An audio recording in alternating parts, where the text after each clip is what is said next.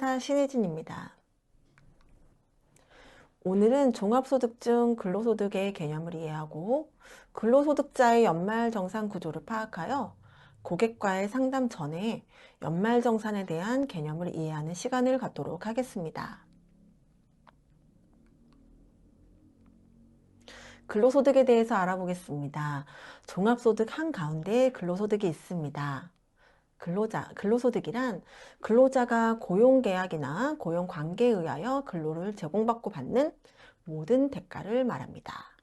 프리랜서의 경우는 독립적으로 회사와 평등한 관계에서 고용계약이 되는데요. 근로자는 종속적인 관계에서 고용계약을 맺고 보통 4대 보험을 신고하여 근로를 제공받는 경우를 말합니다. 모든 대가이기 때문에 현물로 받는 모든 것을 말하며 보통 현금에 있어서는 상여나 수당 이런 것들이 포함이 됩니다. 모든 근로소득이 과세가 되는 것은 아닙니다. 과세되지 않는 근로소득에 대해서 알아보겠습니다. 실비 변상적 급여의 비과세.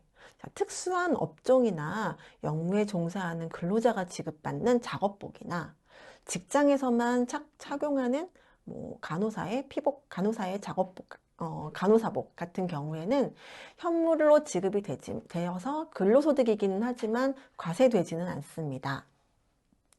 생산직 근로자의 비과세 급여는 연 240만 원까지 비과세가 되는데요.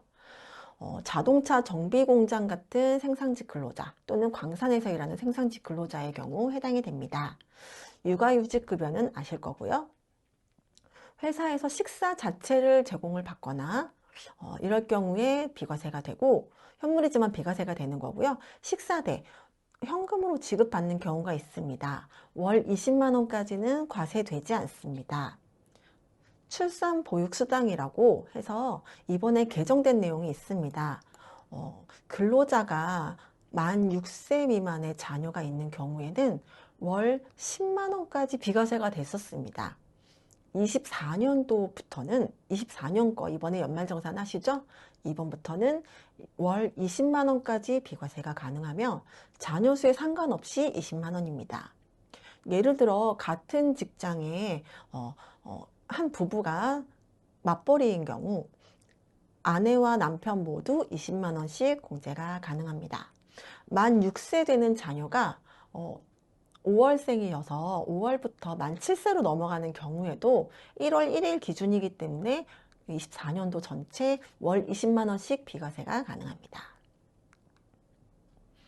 일용근로자 많이 들어보셨을 겁니다. 일용근로소득에 대해서는 연말정산을 하지 않는데 일반 근로소득과 다른 점을 확인해 보겠습니다. 3개월 미만, 즉 짧은 기간 동안 근로를 제공하는 경우고 특정 고용주에 계속 고용되어 있지 않고 여기저기 왔다 갔다 하시면서 일당으로 받는 급여를 일용근로소득이라고 하는데요. 일용근로소득은 회사에서 지급할 때 알아서 15만 원 공제가 되고 즉 15만 원이 넘지 않으면 세금은 없겠죠. 15만 원 공제가 되고 여기서 6% 분리과세 세율 일정한 분리과세 세율이 적용이 되고 55%의 세액 공제가 차감이 돼서 여기서 세금이 계산이 된다면 예를 들어 하루 50만 원인데 여기서 계산된 세금이 2만 원이라면 48만 원을 지급하고 회사는 2만 원을 세금을 납부하게 됩니다. 이런 일용 근로자들은 이것으로 세금 신고 납부가 종료가 되기 때문에 연말정산 대상이 되지는 않습니다. 연말정산은 일용 근로자랑 다르게 일반 근로소득을 갖고 있는 사람, 즉 종합소득 중 근로소득을 갖고 있는 이런 사람만 연말정산 대상이 됩니다. 세액 계산이 어떻게 되는지 알아보겠습니다. 회사에서 급여를 지급할 때 근로소득 간이세액표에 따라서 소득세를 원천 징수하여 납부합니다. 다 들어보신 말이시죠? 근로소득 간이세액표라는 것은 우리가 급여가 많을수록 세금을 많이 내야 합니다. 그래서 근로소득 총급여에 따라서 간이라는 건 약간 임시의 의미죠. 우선 먼저 세금을 내는 거기 때문에 나중에 정산이 될 거기 때문에 지금은 간이세액표에 따라서 세금을 납부하게 됩니다. 급여 명세서를 확인해 보시면 총 급여에서 4대 보험도 뗄 것이고요. 소득세와 지방소득세를 떼게 되는데 이 소득세를 원천 징수하여 납부하게 됩니다. 개인이 하는 것이 아니라 회사가 하게 됩니다. 그리고 급여가 여러 가지가 있을 수 있습니다. 내 직장은 나는 이중근로, 삼중근로를 하게 돼서 복수근로를 갖고 계신 분들은 연말에 근무하는 회사 중 하나를 선택하여 이 세 가지의 근로소득을 합산하여 연말정산을 해야 합니다. 이 최종 세금이 연말정산 결과 추가 납부가 나오는, 즉 토해내는 경우에는 2월 급여를 받을 때 그 부분을 차감하고 급여를 받게 됩니다. 자, 원천징수라는 말이 앞에 나왔는데요. 원천징수가 뭐냐면 징수라는 거는 좀 부정적인 의미죠. 강제적인 의미고 우리가 만약에 근로자들이 세금을 내야 되는 건 맞는데 매월 급여를 받을 때마다 계속 모든 국민이 세금을 낸다고 생각해 보세요.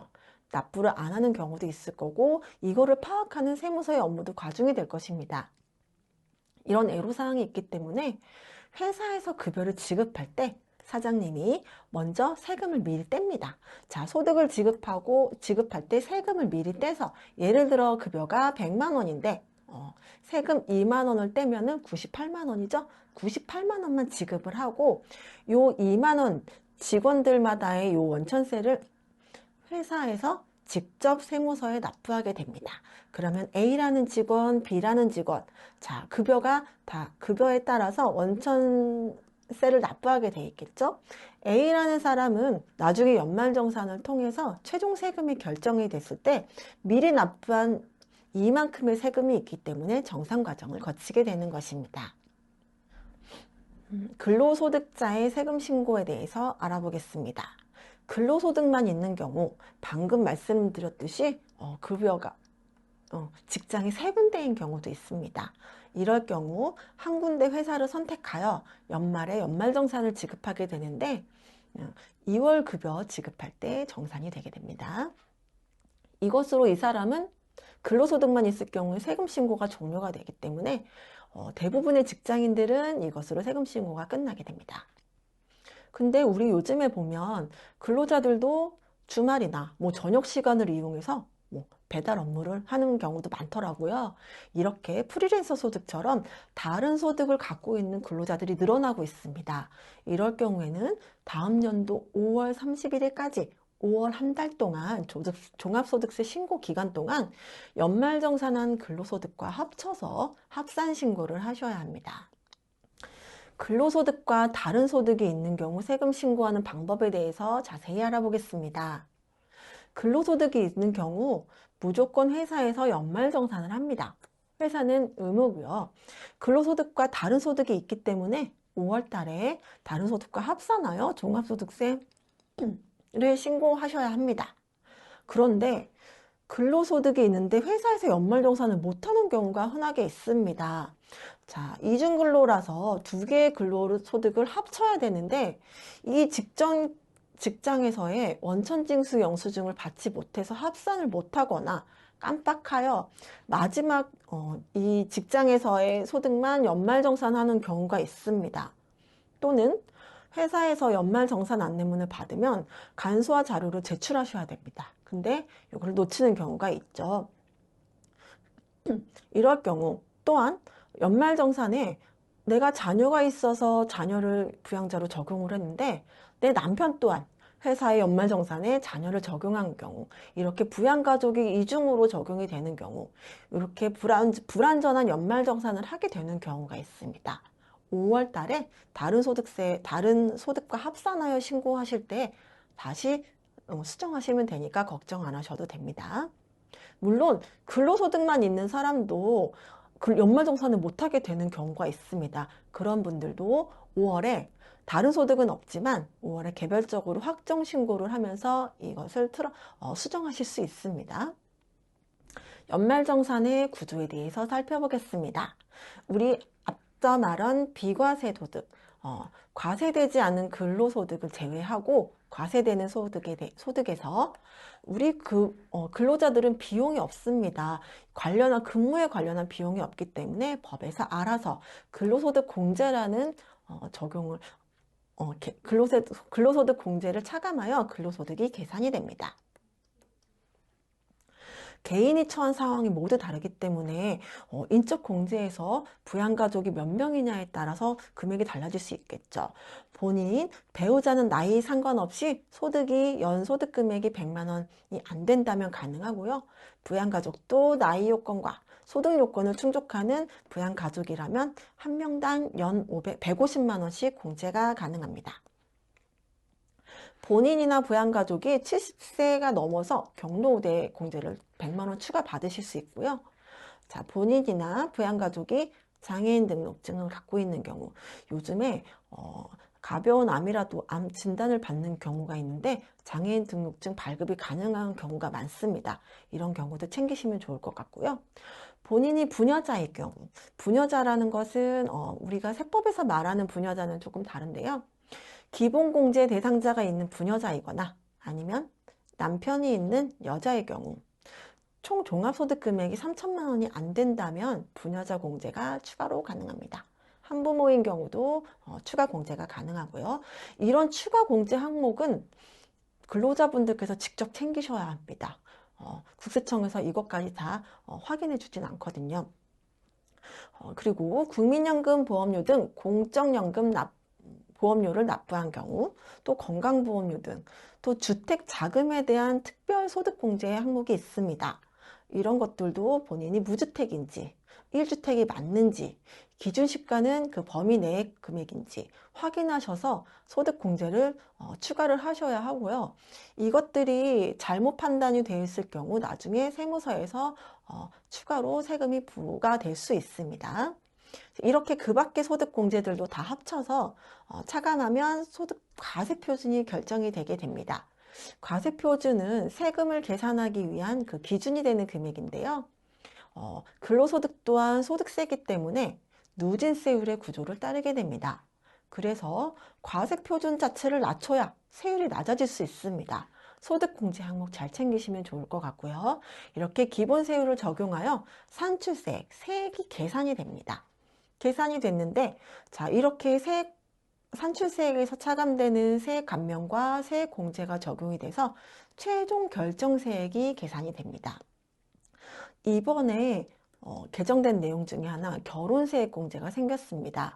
24년 기속에 대해서 25년 신고분부터 적용이 되기 때문에 이번 연말정산 신고 때 적용 가능하시고요. 평생에 한 번만 된다는 사실 잊지 않으시면 됩니다. 이렇게 최종 내 세금이 확정이 되면 회사에서 미리 납부한 원천세 기납부세액이라고 하셔 이것과 정산을 하게 되는 구조입니다. 연말정산은 연말에 내 근로소득에 대한 세금을 최종적으로 정산하는 것입니다. 이 연말정산이라는 용어를 그냥 만들지 않았겠죠. 자, 연말정산의 핵심은 소득공제, 세액공제, 세액 감면을 잘 챙기시는 겁니다. 소득공제는 말 그대로 소득금액에서 차감하는 것입니다. 소득금액에서 차감하여 과세표준이 나오는 거, 이게 소득공제겠죠. 그리고 산출세액에서 세액공제, 세액 감면이 적용돼서 결정세액이 나오는 것입니다. 이런 항목들을 미리미리 준비해 주시는 게 좋을 것입니다. 과세표준에서 세율이 적용돼서 산출세 이 계산이 되고 세액공제, 감면까지 적용이 돼서 최종 세금이 결정이 되는데 이 확정된 세금을 결정세액이라고 합니다. 그리고 기납부, 이미 납부한 세금, 우리가 월급을 받을 때 미리 회사에서 납부한 세금 있죠? 이 기납부 세액과의 차이가 정산이 됩니다. 결정세액, 최종 확정된 세액이 이미 납부한 세금보다 작다면 나는 환급을 받게 되겠죠. 그리고 결정세액이 기납부세액보다 크다면 추가납부, 즉 토해내게 되는 거겠죠. 이거는 개인이 개별적으로 환급받는 게 아니고 개별적으로 납부하는 것이 아닙니다. 2월 급여 명세서에 보시면 내가 환급받는 경우 차인지 금액이 좀 더 올라가 있을 거고요. 추가 납부인 경우 차인 지급액이 좀 감소되어 있는 것을 보실 수 있습니다. 2월에는 연말정산이 진행이 되기 때문에 2월 급여 명세서와 연말정산의 결과인 근로소득 원천징수 영수증을 꼭 확인하시기 바랍니다. 원천징수 영수증 3페이지 중에 맨 앞 페이지 하단에 보시면 세액 명세가 있습니다. 요거를 보실 줄 아셔야 되는데요. 최종 결정세액이 20만 원이 써 있고 이미 납부한 세금, 지금 근무지에서 연말정산을 하는 근무지에서 원천징수한 세금이 이렇게 써 있습니다. 내가 이중근로인 경우 다른 회사에서 원천징수한 세금도 여기 써 있겠죠. 그래서 최종 확정된 세금과 기납부 세금과의 차액이 차감 징수액이 계산이 되는데 마이너스인 경우 환급받게 돼서 2월 차인 지급액이 늘어날 것이고 플러스인 경우에는 13월에 세금이 되겠죠. 이렇게 결정세액이 있다면 우리가 연말정산을 제대로 하지 않았는데 영수증을 봤을 때 결정세액이 0보다 큰 경우가 있습니다. 이럴 경우에는 연말정산을 하여 결정세액을 낮출 수 있고요. 연말정산을 하지 않았는데도 이 영수증을 봤더니 결정세액이 0인 경우가 있습니다. 연말정산을 하실 필요가 없으시겠죠? 그리고 나는 환급을 많이 받고 싶은 경우가 있습니다. 환급을 많이 받는 경우 최종적으로 결정세액은 결국은 결정이 되는 건 똑같은데 환급을 많이 받으려면 기납부가 커야겠죠. 그러려면 매월 원천징수를 많이 당하시면 됩니다. 그래서 연말정산 때 추가 납부, 환급이 중요한 게 아니라 결정세액을 보셔야 합니다. 자, 오늘은 연말정산에 대해서 공부를 해보았는데요. 간단하게 용어를 정리 한번 해보겠습니다.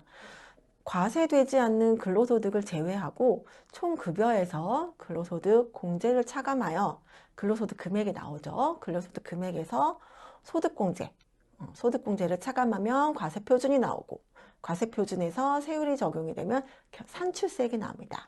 이렇게 소득공제와 세액공제를 통해서 연말정산 세금을 줄일 수 있고요. 확정된 결정세액과 내가 매월 원천징수했던 기납부세액이 정산이 돼서 차감징수세액이 결정이 됩니다. 이렇게 정산된 연말정산의 결과에 대해서는 2월 급여에서 확인하실 수 있습니다. 이 정도면 여러분께서 연말정산에 대해서 스스로 설명하실 수 있을 거라 생각이 됩니다. 오늘 강의를 마치겠습니다. 감사합니다.